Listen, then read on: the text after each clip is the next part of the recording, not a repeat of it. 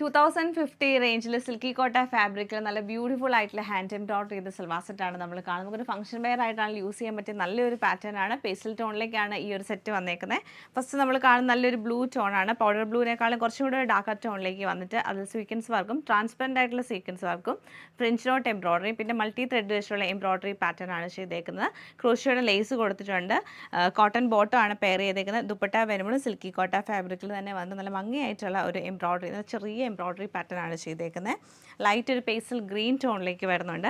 പിന്നെ ലാസ്റ്റ് നമ്മൾ കാണുന്ന പിങ്ക് ടോൺ, അതൊരു ബേബി പിങ്ക് കളർ ഷെയ്ഡിലേക്കാണ് വന്നേക്കുന്നത്. ഇങ്ങനെ ഒരു 3 ഷെയ്ഡിലാണ് നമുക്ക് ഈ സെറ്റ് അവൈലബിൾ ആയിട്ടുള്ളത്.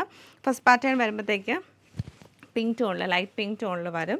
സിൽക്കി കോട്ട ഫാബ്രിക് ആയിട്ടോ. 2050 റേഞ്ചിലാണ് നമുക്ക് ഈ ഒരു സെറ്റ് വരുന്നത്.